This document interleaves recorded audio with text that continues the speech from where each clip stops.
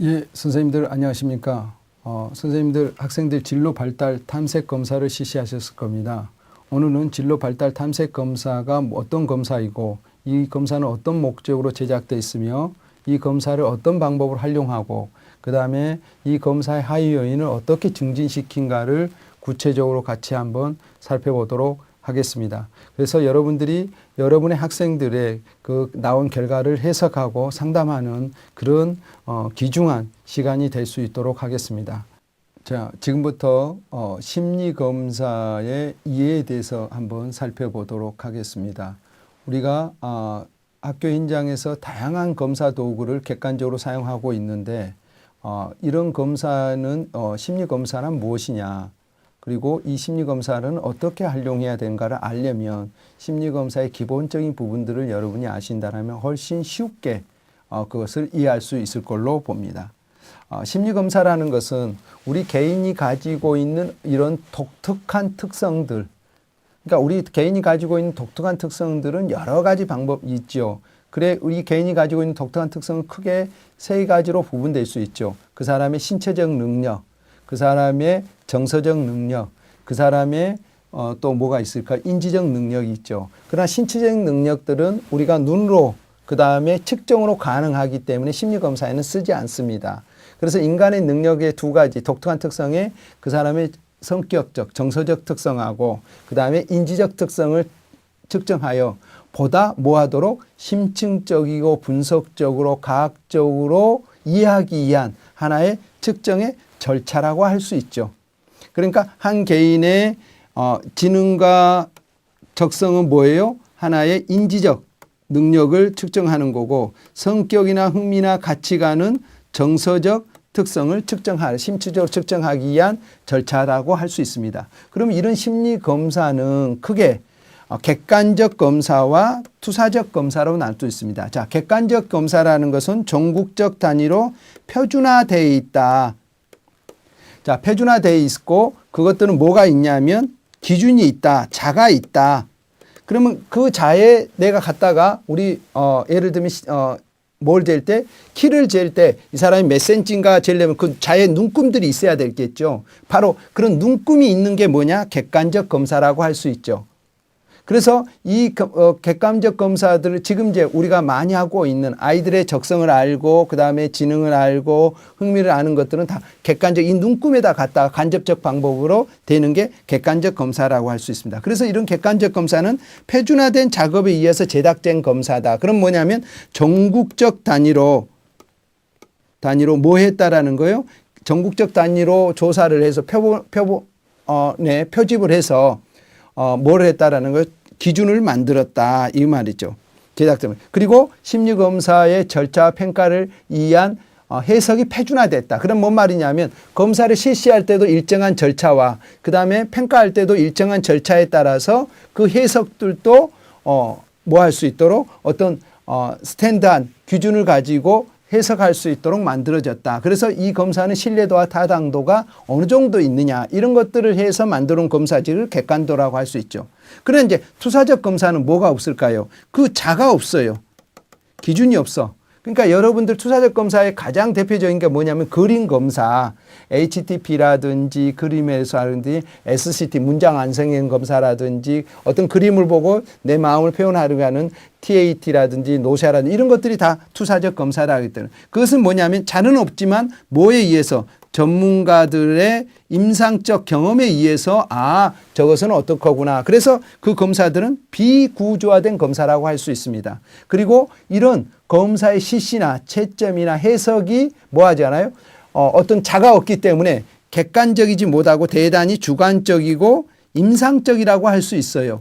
그러니까 이 투사적 검사를 사용할 때는 대단히 임상의 경험이 많은 사람이 많은 훈련을 가지고 사용을 해야 될 거고 객관적 검사는 대학원이나 대학에서 그다음에 석사 박사 과정에서의 심리검사의 어떤 기준이라든지 윤리 강령이나 이런 것들을 배워서 할 수 있지만 투사적 기법 같은 경우는 그런 대학을 나왔고 할다 할지라도 심리적 어떤 경험들이 없다라면 사용하기가 힘든 검사 도구라고 할 수 있습니다. 그래서 심리검사는 바로 객관적 검사와 투사적 검사인데 지금부터 여러분이 저와 같이 여러분의 특성을 알아보는 것은 대체적으로 객관적 검사에 대한 특성들을 알아보고 있다라고 할 수 있습니다. 자, 진로 발달 탐색 검사는 어떤 목적으로 제작되어 있느냐 하면 쉽게 말을 하면 이 아이들이 진로를 계획하고 그다음에 진로에 따라서 잠정적인 어떤 준비를 하기 위해서 어느 정도 지금 노력하고 있는 건가.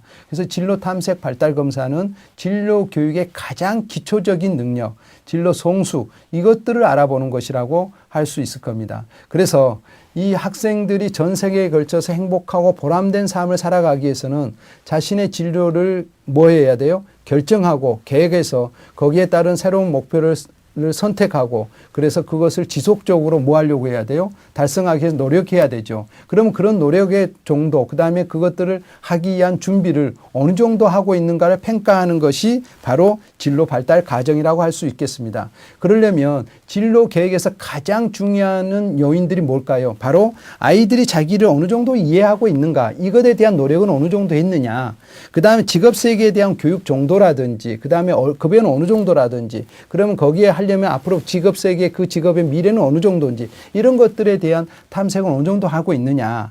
또한 거기에 따라서 내가 합리적으로 의사결정을 했느냐 아니면 다른 어떤 요인에 의해서 의사결정을 했느냐 아니면 나도 잘 알고 직업세계 잘 알고 있는데 어떤 성격적인 이유 때문에 우유부단하느냐 이런 의사결정의 능력들, 그 다음에 홀랜드의 어떤 진로 탐색 유행들을 과학적으로 객관적으로 측정하여 아이들의 진로 교육의 어떤 기초 자료와 그다음 진로 상담 과정, 진로 목표를 세용하는데 필요한 기초적 자료를 제공할 목적으로 개발된 검사 도구라고 할 수 있습니다. 그래서 딱 한마디로 말한다면 아이가 지금 자신의 진로를 위해서 어떤 준비를 하고 있고 어떤 과정들을 밟아가고 있는가를 구체적으로 판단해서 거기에 맞는 구체적인 전략을 세우는 데 필요한 자료를 제공할 목적이라고 할 수 있을 겁니다. 자, 그러면 이 검사의 특징은 어떻게 되어 있느냐? 바로 제가 좀 전에 설명한 것처럼 학생들의 진로 발달 과정의 정도를 객관적으로 평가할 수 있다라는 겁니다.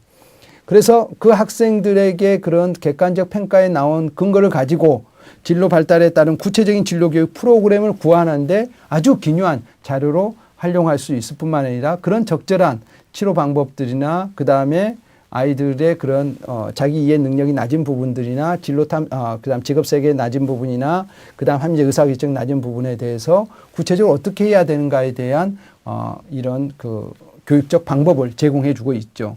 또한 학생들의 진로 발달 과정에서 어떤 점이 강점이고 약점인가를 진단하여 개인 맞춤형 진로 교육을 할 수 있는 근거를 제공한다는 게 이 검사의 특징입니다. 자, 그럼 이 검사는 어떻게 구성되어 있느냐 하면 크게 두 영역으로 되어 있습니다. 하나는 진로 발달, 하나는 진로 탐색 유형으로 되어 있습니다.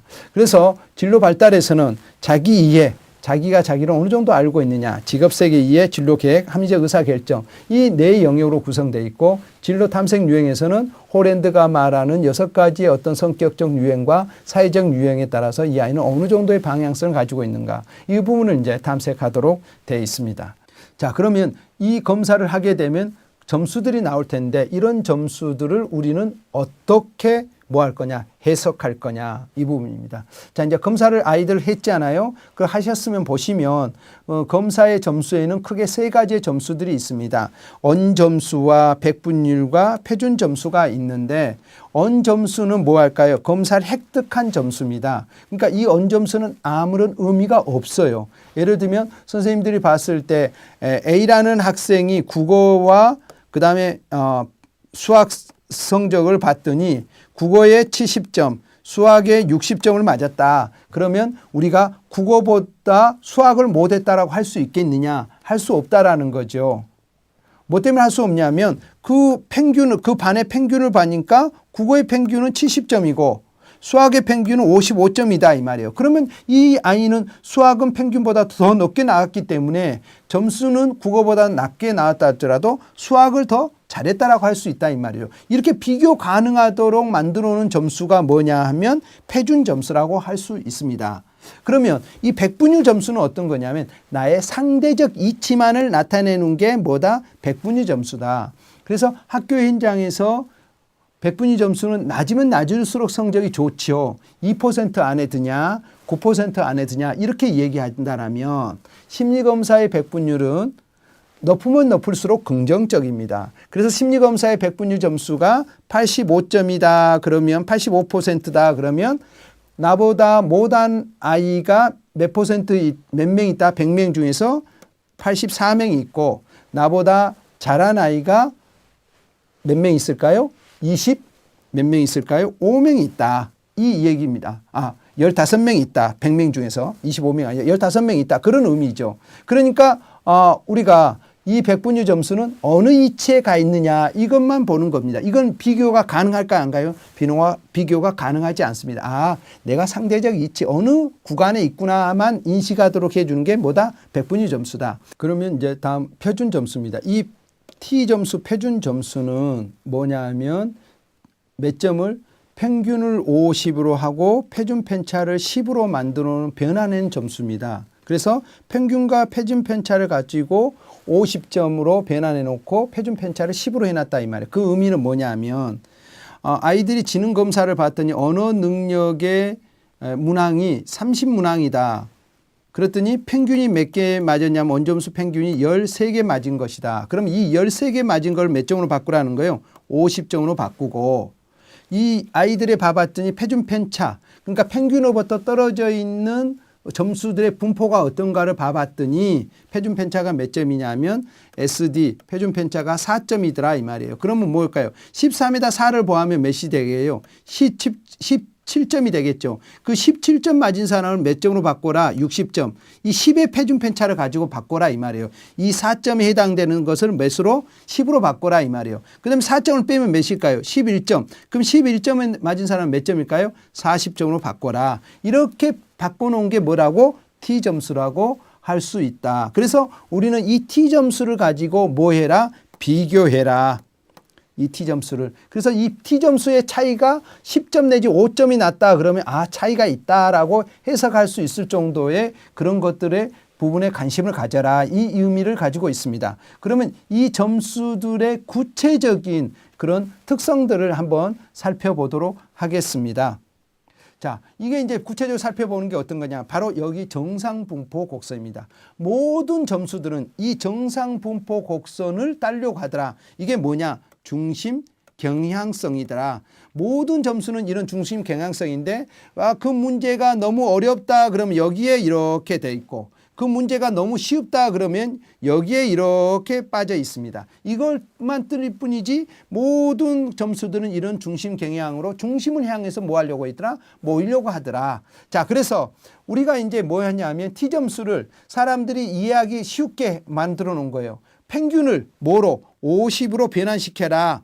그러니까 무슨 말이냐면 내가 국어시험을 봤더니 아니면 내가 언어 능력에서 20문항을 냈어요. 그래서 20문항을 냈더니 아이들의 평균이 몇이냐면 평균은 몇 개를 맞아요? 11개를 맞아요. 그럼 이 11개 맞은 점수를 뭐로? 50점으로 봐라 이 말이에요. T점수 50점으로 이렇게 바꿔놓은 거예요. 그랬더니 표준 편차 뭐냐면 평균으로부터 많이 떨어져 있는 거리들의 합의 평균이 뭐냐면 표준 편차거든. 표준 편차가 4야. 그러면 4점을 더하면 몇일까요? 15점. 15점에 해당되는 사람을 60으로 바꿔라. 그리고 4점을 빼니까 몇 점이에요? 7점이죠. 7점에 해당되는 40으로 바꿔라. 이렇게 SD와 평균을 가지고 만들어 놓은 게 뭐라고? 바로 T점수라고 할 수 있다. 그래서 여러분 보신 바와 같이 T점수 40에서 60에 해당되는 사람이 어떤 거예요? 여기에 34%, 34.13%, 34.13%로 이렇게 뭐 했더라? 들어가 있더라. 중심 경향들이. 그러니까 우리가 이제 수학적으로 애들을 딱 조사해 보면 중심 경향의 몇 퍼센트가 모이더라? 68%에 해당되는 사람이 모이더라. 그래서 이 68%에 해당되는 사람들을 우리는 뭐로 본다? 보통으로 본다. 일반인 사람으로 본다라는 거예요. 그게 이제 여기에 해당돼. 그러니까 T점수 40에서 그다음에 40에서 60에 해당되는 거 여기가 34%, 여기 34%, 84%가 여기에 68%가 여기에 모여 있으니까 보통이다. 그러니까 여기에 36%나 여기에 56%나 거의 똑같은 선상에 있다라고 백분율은 볼 수 있다 이 말이죠. 그러니까 여기에 아이들이 많이 모여 있는 거죠.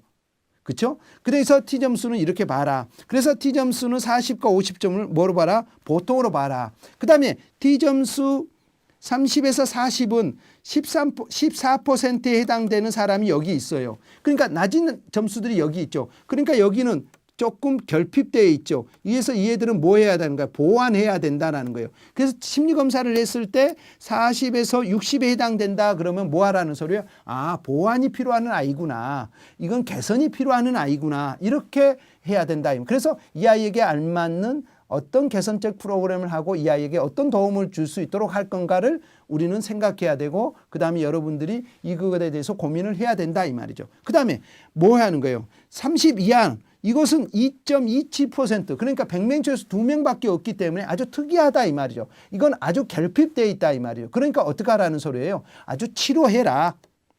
적극적으로 그 원인을 제거하고 그걸 이겨낼 수 있는 힘을 증진시켜라는 그런 의미예요. 그 다음에 T점수 60에서 70은 뭐예요? 약간 높다 이 말이에요. 14%밖에 그 아이들은 없어요. 높은 아이들이. 그러니까 어떤가요? 좀 이쪽에 상에 있다. 긍정적으로 아주 높다.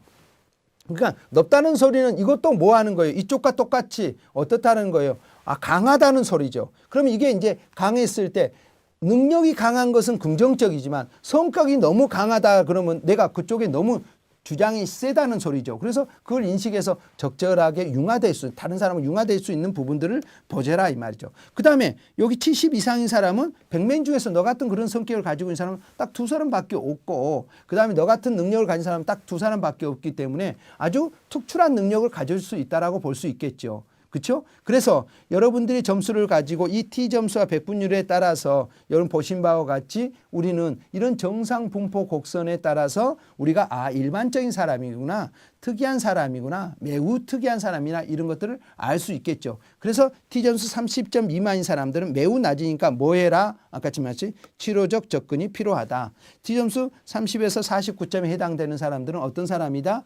결핍되어 있으니까 보완해야 된다. 아 40에서 69점에 있다는 뭐 하는 거다? 아 일반적인 사람들이 가지고 있는 특성들이다. 그 다음에 60에서 69점은 좀 높다. 이것도 뭐 하는 거냐? 네 스스로가 너를 통찰하고 계산하고 그 다음에 네 능력이 그 정도니까 그 능력에 맞는 일을 해야 된다. 아주 높다. 72장은 매우 특이하다. 그렇기 때문에 이 능력을 발휘하고 있고 그 다음에 성격적인 부분이 이렇게 강하다라면 내 성격적인 특성들을 잘 인식하고 내 그 특성을 좀 낮추려고 노력하라는 그런 의미들을 가질 수 있습니다.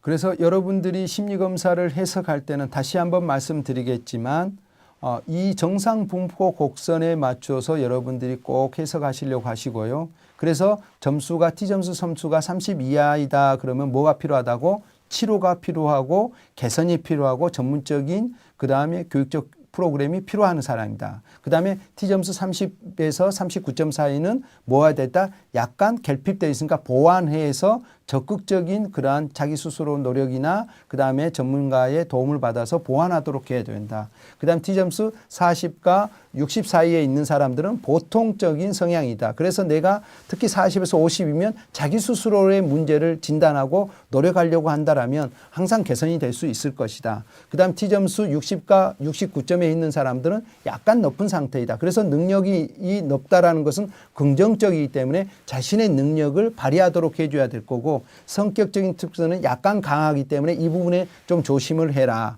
그 다음에 T점수 70 이상이다. 그러면 아주 능력적인 측면에서 영재적 특성을 가지고 있고 매우 높은 특성이다. 그러나 성격이 70 이상이다. 그러면 아주 특이한 사람이기 때문에 자기가 이렇게 넣고 있기 때문에 다른 사람과 할 때는 어떤 일이 일어날 것이다. 마찰이 일어날 수 있음을 여러분들이 알고 내가 생활한다라면 훨씬 더 도움이 될 것이다. 그래서 모든 심리검사들은 이런 정상 분포 곡선의 T점수와 백분위 점수를 가지고 해석하고 있으므로 여러분들이 이 점수를 잘 기억해주고 활용하시면 유용하게 심리검사를 해석할 수 있을 걸로 봅니다. 그러면 이 검사의 하위 요인의 의미는 뭘까요? 여러분 잘 아시죠? 자기 이해는 뭐예요? 아이들이 자신의 잠재적 특성, 독특한 특성의 장단점을 객관적으로 어느 정도 이해하고 있느냐. 만약에 점수가 높다 그러면 잘 이해하고 있는 거고 그렇지 않으면 낮은 겠죠. 또한 직업 세계에 대한 이해 정도는 그 직업에 필요한 구체적 어떤 그런 교육, 그 다음에 입사하기 위해서는 어떻게 준비를 해야 되는지, 자격 조건들, 그 다음 미래의 어떤 전망들, 그 다음에 급여의 수준들, 이런 것들을 다양한 정보들을 이 아이가 어느 정도 갖고 있느냐. 높은 점수는 많이 가지고 있을 거고 낮은 점수는 그런 준비를 하나 하지 않았기 때문에 막연하게 직업 설계를 선택할 수 있겠죠. 그런 정도를 이제 살펴보고요. 그 다음에 이제 진로 계획은 자신의 특성과 그 다음에 다양한 직업 세계의 변화에 따라서 합리적으로 진로를 계획하려고 하고 내가 오늘 당장 이 진로를 뭐 하기 위해서 목표를 실현하기 위해서 오늘 당장 해야 될 거, 5년 뒤에 실현해야 할 거, 10년 후에 실현해야 할 거, 이런 것들을 어느 정도 계획하고 있느냐 보는 것이 이제 진로 계획이고요. 바로 이제 또 합리적 의사결정이요. 자신의 특성과 그 다음에 직업 세계를 탐색해서 합리적으로 자기가 진로를 계획하는 성향이 어느 정도냐, 아니면 부모에 의존하는 거냐, 아니면 두 가지 다 하는데도 불구하고 자기의 성격적인 측면에서 우유부단하고 있는 거냐, 이런 것들을 이제 살펴보도록 돼 있습니다. 자, 그러면 진로 검사에서 진로 발달 검사의 구체적인 해석하는 방법을 말씀드리겠습니다. 다른 검사들은 정의적 영역에서는 40과 60을 보통이라고 보는데 이 진로 발달 부분은 솔직히 말하면 이 50을 기점으로 해서 50 이상이 되는 것들은 다 긍정적으로 잘 발달됐다라고 할 수 있습니다. 그러나 50 이하인 사람 이 영역을 가지고 있다 그러면 이 부분은 결핍도 없거나 미발달돼 있다라고 볼 수 있습니다. 그래서 자기 이해가 만약에 63점으로서 이렇게 와 있다 그러면 이 아이는 88%도 적절하게 아주 잘 발달되어 있습니다. 그래서 이런 아이들 경우는 잘 발달되어 있는 아이들, 이쪽은 이 아이가 어떻게 하면 꾸준히 이러한 능력을 발휘할 수 있도록 뭐 해줄 거냐, 격려해주고 지지해줄 거냐, 이런 부분이고요. 이 50에서 60 사이에 해당되는 점수를 가지고 있다라 한다면 이 아이가 더 자신의 부분들을 더 탐색하고 직업세계를 더 알아볼 수 있도록 이쪽은 뭐 할까요? 아이의 수준에 맞는 다양한 경험이나 그 다음에 아이가 그런 활동을 할 수 있는 프로그램들이 제공돼야 될 겁니다. 그 다음 이쪽은 결핍된 요인이니까 어떤 우욕이라든지 이런 것들을 같이 탐색하면서 원천적인 부분부터 자기 이해가 왜 필요하는지, 뭐 때문에 필요하는지, 직업세계 이해가 뭐 때문에 필요하는지, 진로 계획이 뭐 때문에 필요하는지에 대한 어떤 필요성과 그 다음에 성취, 동기, 의욕을 증진시키는 이런 부분에 대한 프로그램들이 제공돼야 될 것입니다. 그래서 이쪽으로 자기 이해가 50을 이상으로 가고 있다 그러면 어느 정도 자기를 잘 알고 있다는 소리고요. 직업세계에 대한 이해가 만약 50 이상, 60이면 그러면 구체적인 어떤 정보들을 탐색하고 있다는 소리겠죠. 그 다음 진로 계획이 50 이상 이다 그러면 이 자기 이해와 직업세계 이해를 통해서 자신들의 진로를 합리적으로 하기 위해서 결정을 하기 위해서 어떤 구체적인 계획을 세우고 있다는 거고요. 합리적 의사결정이 이렇게 낮은 아이는 어떻게 할까요? 의존적이거나 어떤 성격적인 부분에 문제가 있다라고 보고 여기에 이 부분이 있을수록 이 아이는 자기가 주도적으로 의사결정을 하고 있다는 것을 의미합니다. 그래서 이쪽에 있는 아이일수록 의사결정 훈련들을 적극적으로 시켜서 그 다음에 이 아이의 어떤 성격적인 부분과 같이 탐색을 해서 이 아이가 합리적 의사결정을 할 수 있도록 도와주는 부분이 아주 중요하다고 생각됩니다. 그러면 이런 것들을 종합해서 이 아이의 진로 발달 단계는 어느 정도인가. 그래서 본 검사는 5단계로 이 아이를 나눠놨습니다. 첫째는 이 아이의 이 영역들을 쭉 봐서 한상 단계. 그러니까 점수들을 딱 봐봤더니 이 아이는 자기 이해도 잘 안 되고 직업세계 이해도 잘 안 되고 그 다음에 진로 계획도 잘 안 이루어졌고 그 다음에 뭣도 안 이루어져 있어요. 합리적 의사결정도 잘 안 돼 있다 이 말이죠. 그러면 뭐냐, 자신의 능력이나 행세를 고려하지 않는 단계예요. 그리고 비현실적으로 어떤 진로를 선택하거나 즉흥적인 욕구를 말하는 단계라고 할 수 있습니다. 한상 단계는. 그래서 우리는 이 한상 단계에 있는 아이들은 전혀 생각하지 않고 그 순간의 욕구가 어떤 거냐 이런 것에 따라서 다르게 얘기하죠. 그러나 이제 인식 단계가 되면 어떤 진로 계획에 대한 구체적인 정보는 없으나 막연한 어떤 기대가 있는 단계죠. 이제 초등학교 이런 단계죠. 그러면서 자기에 대해서 자신이 관심과 흥미에 따라서 성인이 되면 무엇을 해야지 관심 있는 것에 뭘 하려고 합니다. 그러니까 자기의 어떤 전체적인 능력을 보지 않고 그다음 자기를 전체적으로 이해하지 않고 그냥 그 순간의 어떤 흥미, 관심에 따라서 진로를 설정하려는 이런 인식 단계죠. 이제 잠정적 인식 단계가 되면 자기와 다양한 정보를 통해서 잠정적으로 진로를 계획하려고 하지만 이 계획을 했지만 자신에 대한 확신이라든지 신념이라든지 명료가 미흡해서 늘 흔들리고 있는 이런 단계입니다. 그래서 이 잠정 계획 단계도 그 더 튼튼하기 위한, 그다음 자기를 더 알아가기 위한, 다양한 직업 정보를 알아가기 위한 하나의 발달 단계라고 할 수 있겠죠. 이제 이 아이가 어느 단계 갈까요? 가치 단계. 직업과 그 진로를 통해서 자기 이해를 통해서 그다음 직업 정보를 통해서 뭐 하려고 진로를 합리적으로 의사결정하려면 가치, 어떤 가치냐, 나는 돈의 가치냐 아니면 나는 봉사의 가치냐, 이런 가치에 따라서 합리적으로 의사결정을 이제 이루어주려고 합니다. 그래서 어떤 사회적 분위기나 이런 걸, 그러나 이제 이 가치의 단계에서도 어떤 사회적 가치나 타인들의 가치에 의해서 의사결정이 매우 변화될 수 있는, 이게 신념화되지 않는 그런 단계라고 할 수 있습니다. 그래서 확고한 단계가 되면 바로 결정의 단계라고 할 수 있습니다. 자기 이해와 직업 세계를 통해 합리적으로 의사결정이 이루어진 단계로서 이 시기 때는 명료하고 확신하고 신념을 위해서 언제든지 말을 할 때만 나는 무엇이 될 거다라고 자기 스스로에게 피드백을 긍정적으로 두고 있는 이런 단계라고 할 수 있겠습니다. 그래서 아이들이 진로 발달에 있어서의 결정의 단계, 그 다음에 준비의 단계까지 이렇게 발달된다라면 그 아이는 방향성을 어느 정도 가지고 있다라고 할 수 있겠습니다. 그러나 이제 초등학생이니까 보통 가치 단계나 대부분은 진로 인식 단계에 와 있을 걸로 고려됩니다. 자, 그 다음에 이제 홀랜드의 뭐냐면 진로 탐색에 있어서 이 홀랜드 이론에 있어서는 내가 6가지 유형 중에서 어느 영역에 해당되느냐. 그래서 현실성이냐, 탐구형이냐, 예술형이냐. 현실성이라는 것은 뭐냐면 몸으로 움직이고 그 다음에 내가 조작하고 그 다음 활동적 중심에 해당되는 직업이나 그런 특성이 좋더라라는 거예요. 그 다음에 탐구형은 가만히 앉아서 집중적으로 과학적으로 분석하고 탐구하는 이런 부분들이고요. 그 다음에 예술형은 뭐냐면 인간적 중심의 부분에서 창의적이면서 어떤 액티브하게 움직이면서도 그런 어떤 예술적 기능, 음악이나든 미술이라든 이런 특성들을 이제 좋아하느냐. 그 다음에 이제 사회형은 사람과 관련해서 타인을 위해서 내가 해주는 일을 좋아하고 있느냐. 설득형은 뭐냐면 다른 사람을 이끌려고 하고 지배하려고 하면서 그것을 이야기해 가는 이런 부분들이냐. 아니면 간섭점은 어떤 틀에 맞춰서 내가 행동하려고 하느냐, 이런 부분들이 이제 봅니다. 그러나 이제 여기서 중요한 것은 뭐냐면 만약에 내가 설득형이 1위가 나왔다 그러면 2등은 사회성이나 간섭형이 2등이 나와야 됩니다. 그래서 1등과 2등이 점수가 10점 차이가 나타나고 있는가 없는가, 이 부분으로 해석해야 됩니다.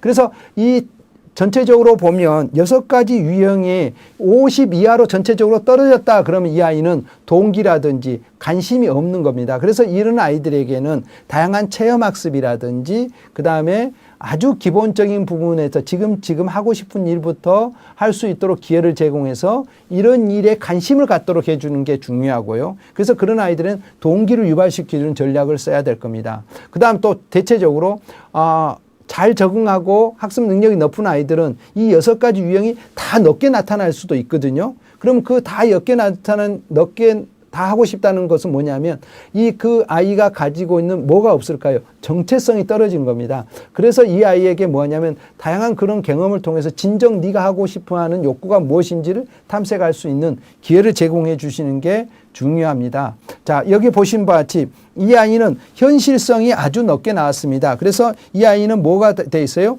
차별성이 있죠. 1등하고 의 차별성은. 그러나 이 1등이 여기에 나왔으니까 2등은 탐구형과 뭐가 나와야 돼요? 간섭형이 2등이 나와야 됩니다. 예를 들면 사형이 1등이 나왔다 그러면 꼭 예술형이 2등이 나오든지 설득형이 2등이 나와야 돼요. 만약 이게 안 나오고 1등이 여기 나오고 2등이 여기 나왔다 그러면 이 아이는 뭐가 안 돼 있을까요? 일관성이 없습니다. 그러니까 이 일관성이 없다는 소리는 뭐냐면 내가 지금 하고 있는 것이 언제든지 바뀔 수 있다는 소리입니다. 그래서 선생님들이 해석을 할 때 1등과 2등의 점수 차이가 어떤 건가를 보고 1등과 2등이 바로 1등 옆에 나와 있는가 안 나오는가를 꼭 살펴보는 게 이 홀랜드 이론에 매우 중요합니다. 그래서 1등과 2등이 옆에 붙어 있고 점수 차이가 10점 이상이 났을 때 이 아이는 자아에 대한 그다음에 진로에 대한 정체감이 형성됐다라고 해석을 할 수 있을 뿐만 아니라 되도록이면 이런 탐구형이나 그다음에 간습형이나 예술형이나 설득형이나 사회형이 대체적으로 이렇게 좀 넓게 나타나면서 이런 차별성을 줬을 때 가장 좋은 프로파일이라고 할 수 있습니다. 그러면 이 검사의 결과의 지도 방안에 대해서 말씀을 해드리겠습니다. 각 영역 부분이 있는데 이 영역별에 따라서 어떻게 하면 이 아이들의 그러한 그 영역을 증진시킬 수 있겠는가 부분을 이제 한번 살펴보도록 하겠습니다. 자, 자기 이해 지도, 자기 이해가 잘 안 되는 학생들에게는 뭐를 해줘야 될까요? 선생님이 그 아이를 평소에 관찰하거나 그 다음에 부모와의 어떤 상담을 통해서 그 아이의 일상적인 생활 속에서의 그 아이의 특징과 강점, 그 다음에 단점을 이렇게 보고 거기에 따른 적절한 그 질문을 통해서 이 아이가 통찰이 일어날 수 있도록 해줘야 될 겁니다. 또한 이 아이가 자기를 잘 모르고 있다, 자기 이해가 안 되고 있다 그러면 심리검사를 객관적인 종합검사를 실시해서 그러니까 성격, 흥미, 그 아이의 지적인 능력, 그 아이가 가지고 있는 어떤 가치관, 직업 준비 발달, 뭐 인지적 능력 이런 것들을 종합적으로 해서 내가 누구나를 알 수 있도록 해주는 이런 심리검사를 통해서 그 아이의 자기 이해를 증진시키는 방법도 있을 겁니다. 또한 교사가 선생님들이 이 아이에게 개방적, 탐색적 질문을 통해서 이 아이가 스스로 뭐 할 수 있도록 통찰할 수 있도록 만들어주는 게 매우 중요하다는 겁니다. 그래서 우리가 개방적, 탐색적 질문을 통해서 너는 너의 강점에 대해서 어떻게 느끼니? 너의 강점은 무엇이니? 너의 강점을 개발한다면 어떤 일이 일어날 것 같으니? 이런 것들을 구체적으로 질문을 해서 이 아이가 자기를 탐색할 수 있도록 해줘야 될 거고요. 그 다음 셀프 토크, 자기 스스로에게 물어서 너는 누구니? 너는 어디서 왔니? 이렇게 자기 스스로가 자기에게 질문해서 자기를 이해하는 이런 방법들의 지도 방법들을 줌으로 인해서 아이가 나를 잘 알 수 있는 그런 기회를 제공해 주는 게 매우 중요하다고 생각됩니다. 실제 그래서 진로 발달에서는 자기 이해가 매우 중요하겠죠. 그 다음에 이제 두 번째, 직업 탐색이 잘 이해되지 않는 아이들은 어떻게 해야 될까요? 초등학교 때는 다양한 직업을 체험하고 탐색하는 그런 체험 활동들을 해봐야 됩니다. 그래서 직업의 우리나라의 종류들을 보고 그런 직업들에 가서 한번 체험해보는 이런 부분들이 돼야 될 거고요. 또 이제 그 체험이 아니면 간접적인 방법으로 어떤 직업 카드라든지 그러면 그 직업 카드 뒤에 직업의 어떤 부분이 필요하고 어떤 교육을 받아야 되고 이런 것들도 있겠죠. 또 이제 내 주위에 있는 가계도라든지 내 주위에 있는 사람들의 어떤 인적 네트워크에 따라서 그 직업 세계를 분석해 보는 그리고 그 사람들을 통해서 멘토가 되면서 의 역할을 할 수 있는 부분들을 찾아서 그 직업 세계를 탐색하는 이런 부분이 돼야 됐고요. 그다음 우리나라에 이제 직업 사전이 있는데 그런 직업 사전들을 모해보고 같이 찾아보고 부모하고 선생님과 찾아보고 거기를 하려면 이제 어떤 게 필요하다 이걸 알 수 있도록 하고요. 그다음에 다양한 직업 세계에 대한 정보 활동들을 통해서 내가 직업 세계를 직접적 간접적 방법으로 탐색할 수 있는 기회를 제공하는 게 매우 중요하다고 생각됩니다. 자, 이제 그다음 세 번째는 진로를 계획하는 거예요. 그래서 우리의 삶에 있어서 가장 중요한 것은 뭐라고요? 꿈. 내가 꿈이 가지고 있느냐 없느냐가 매우 중요합니다. 그러면 꿈을 만들려면 뭐 해야 될까요? 스마트 기법, 실현 가능하고 측정 가능하고 구체성이 있는 그런 부분을 통해서 뭐 하도록 자신의 꿈을 구체화시켜서 해줘야 된다 이 말이에요. 나는 부자 될 거가 아니고 나는 몇 년도까지 몇 억의 돈을 벌 수 것이다. 나는 2040년까지 10억이라는 돈을 꼭 벌 것이다. 간절히 원한다. 이렇게 구체성이 있어야 되고 측정 가능해야 되고 그다음에 실행 가능한 이런 꿈을 가질 수 있도록 아이에게 늘 그 꿈을 뭐하러 말로 표현할 수 있도록 해줘야 된다. 그다음 하고 싶은 것이 아닌 내가 가장 잘한 것이 무엇인가 그 잘한 것을 통해서 하고 싶은 것을 할 수 있도록 꿈을 만들어주는 이런 부분이 돼야 될 거고요. 그다음 자신이 생각하고 있고 자신이 뭐하고 있는 사람 우상으로 생각하는 사람 자신의 직업에서 가장 성공하는 사람을 만들어서 멘토를 만들어서 우상 만들기 그래서 그 사람이 자서전이라든지 그 사람의 위인전을 읽어서 저런 직업 세계에서는 이런 준비를 했구나를 느끼도록 이런 부분들을 줌으로 인해서 그 아이의 진로 계획에 설금 다가올 수 있도록 해주신 게 매우 중요하다고 생각됩니다. 그 다음에 이제 네 번째가 뭘까요? 합리적 의사결정입니다. 그러려면 이 아이가 의존적인지 우유부단하는 건지 아니면 진로에 독립적인지 이런 것들에 대한 의사결정 유형을 확인해서 아이 스스로가 뭐하도록 나는 어떤 의사결정 유형을 가지고 있구나. 그래서 내가 무엇을 조심해야 되겠다라는 통찰이 일어날 수 있도록 의사결정 유형을 확인해 봐야 됐고요. 그 다음에 대부분의 의사결정에 문제가 있는 아이들은 어떤 거냐면 퍼스널리티, 성격적인 문제가 있습니다. 그래서 이 성격적인 문제들을 해소할 수 있도록 적극적인 치료와 상담을 통해서 자신의 문제를 해결할 수 있도록 해줘야 됐고요. 그 다음 직면, 자기가 지금 이 말한 것과 아까 이 말한 것에 대해서 모순이 있었을 때 상담 선생님이나 선생님들은 너 이제 바로 전에는 너 이렇게 얘기하던데 지금은 이렇게 얘기하네. 너의 진정한 모습은 어떤 모습이 너의 진정한 모습이니? 이렇게 직면시키거나 그 다음에 자기 스스로가 그것을 인식할 수 있는 기회를 제공해 주신 게 좋을 거고요. 그 다음에 뭐 할까요? 진정. 네가 원하는 것, 네가 원하는 게 무엇인지에 대한 욕구를 탐색해 주는 게 중요합니다. 다른 친구, 그 사회가 원하는 게 아니고 네가 원하는 게 무엇인가를 통해서 그 원트를 통해서 욕구를 통해서 나의 진로를 계획할 수 있도록 의사결정할 수 있도록 그래서 이 욕구가 바로 가치 판단의 어떤 기준이 되는가 아닌가를 탐색해 봄으로 인해서 내가 어떻게 진로를 계획했구나를 인식할 수 있겠죠. 바로 이런 네 가지의 영역에 대해서 여러분들이 제가 말씀하신 것처럼 아주 간단한 방법으로 지속적으로 했을 때 그 아이들은 그런 영역들로부터 해방될 수 있다라고 생각됩니다.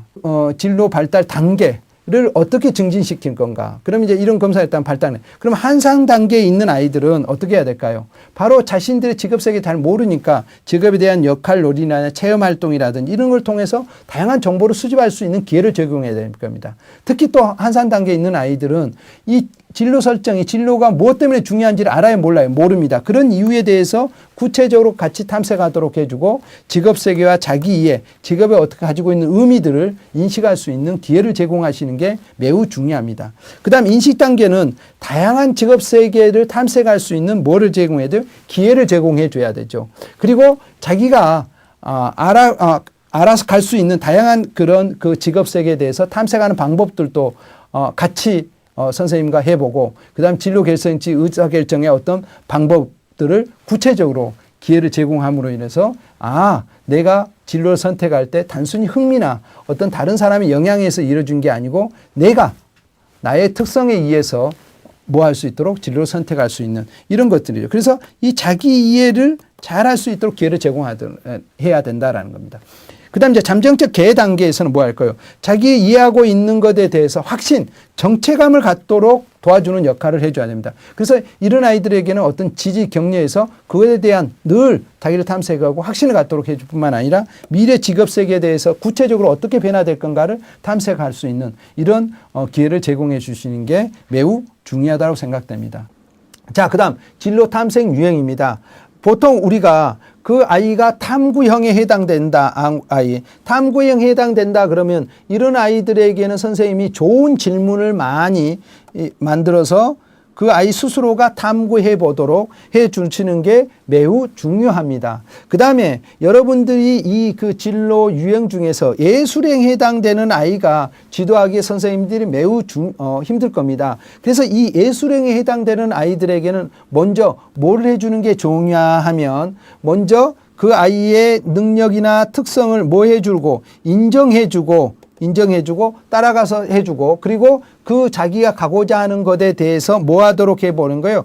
체험해 보도록 해보는 게 매우 중요합니다. 그래서 나는 가수가 되고 싶다 그러면 선생님이 절대 야, 너 능력으로 가수가 무슨 가수야 이런 말 하지 마시고 그래 너 가수 하면 잘할 수 있겠단 말이지. 그래 그러면 네가 직접 한번 가수에 가서 한번 경험을 해봐라. 이렇게 해서 그런 기회를 제공해서 자기 스스로가 뭐 하도록 내가 안 되겠구나를 느끼도록 아니면 내가 해보니까 나는 특성이 있구나. 이런 기회를 제공해 주시는 게 중요하고요. 그 다음에 이제 이 사회성에 해당되는 아이들은 뭐 집단 상담이라든지 다양한 사람과의 관계를 통해서 그것을 익혀나갈 수 있도록 해 주시는 게 중요합니다. 그 다음에 이제 이 설득형에 해당되는 사람들은 다양한 아이들의 발표할 기회를 제공해 주고 그 다음에 그것들에 대해서 내가 누군가에 대해서 모아둘 수 있도록 설득할 수 있는 기회들을 제공해 주는 게 매우 중요하고요. 그 다음에 이제 선생님들이 가장 쉽게 지도할 수 있는 게 뭐냐면 이 간습형에 해당되는 아이들입니다. 그래서 이 아이들에게는 절대 선생님들이 너 이렇게 했으면 좋겠어라는 것보다는 이 아이들에게는 간습형에 해당되는 것들은 뭐냐면 너무 이끌어 가려고 하지 마시고 아주 구체적인 정보만 제공해주고 자기 부분들에 대해서 이런 변화에 대한 이런 정보들을 제공해 주는 게 중요합니다. 그 다음에 이제 현실형의 부분에 해당하는 것은 뭐예요? 체험학습. 직접 가서 체험해보고 이런 기회를 제공해 줌으로써 이 아이들이 그런 유행을 가지고 적극적으로 성장할 수 있을 걸로 봅니다. 그래서 이 아이가 어떤 유형이냐, 그 다음 어떤 특성을 가지고 있냐, 어떤 사고력과 어떤 창의력을 가지고 있느냐에 따라서 선생님들이 지도하는 방법이 이렇게 다양하게 달라야 될 거라고 생각됩니다. 그러면 이 검사의 결과 활용에 대해서 말씀드리겠습니다.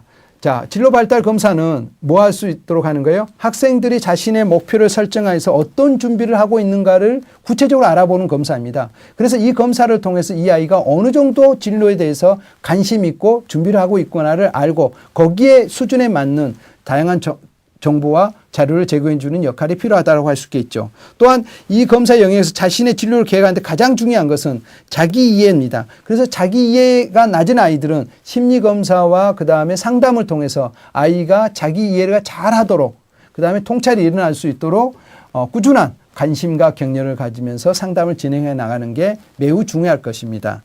그 다음 자신의 진로 목표를 합리적으로 결정했다면 당장에 가장 먼저 해야 될 게 무엇인가를 탐색하고 그것을 실천하고 성실하게 꾸준히 이겨나갈 수 있도록 여러분들이 케어해 주고 그 다음에 여러분들이 도움을 주는 그런 역할을 하는데 필요한 자료라고 할 수 있겠습니다. 특히 진로 발달과 진로 탐색을 연계해서 살펴봄으로 해서 아이들이 미래의 직업 세계를 어떻게 준비하고 있는가를 보고 거기에 맞는 진로 상담, 맞춤형 진로 교육들이 이루어지는데 아주 귀중한 자료로 활용할 수 있을 것 같습니다. 자, 여러분들 진로 발달에 대한 이런 결과를 구체적으로 살펴봤습니다. 그래서 이 결과를 가지고 여러분들이 학생들에게 작은 힘이나마 미력 하나마 진로의 어떤 진로 계획을 세울 수 있도록 도와주시기를 간곡히 부탁드리겠습니다. 오늘 또 행복하고 아름다운 하루 되세요. 감사합니다.